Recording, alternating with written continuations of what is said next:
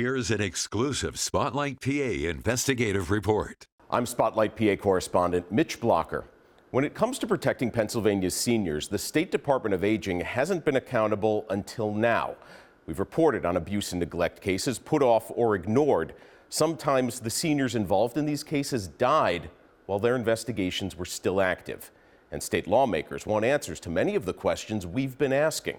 Ethically and morally, I cannot sit back and watch what was happening. You can trace questions about how Pennsylvania protects its most vulnerable seniors to whistleblowers inside the Department of Aging.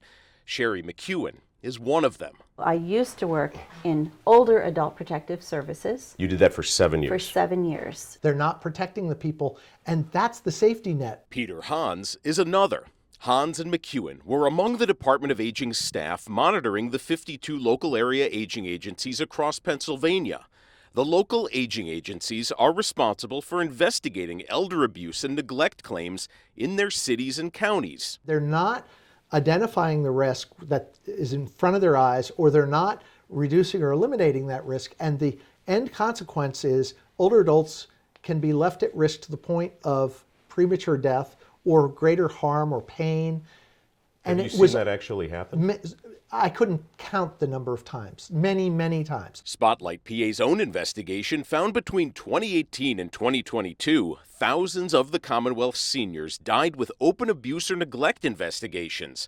Investigative reporter Angela Columbus found this fact from state records. The problem that I ran into very quickly is that the Department of Aging does not track causes of death for older adults who died during open abuse and neglect investigations. So they can tell you how many people died, but they can't tell you why.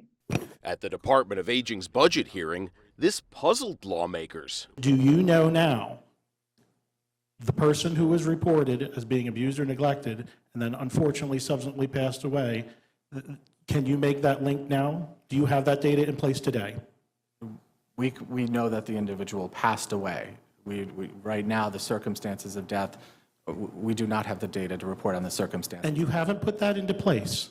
We are following the Older Adult Protective Services Act. We are collecting the data that the law has told us we need to. But you still have not put it into place. I find that unacceptable. Is the Department of Aging up to the task of regulating this? In my opinion, no. In my opinion, it should be removed from them completely. In some cases, the need was established. It was there. It was present. And that means an older adult was in danger. Correct. And the agency left and did nothing. They didn't put in any services to help the person. Some cases never went back. And then we find out in a given period of time that person's either had something terrible happen to them, or worst case scenario, they died.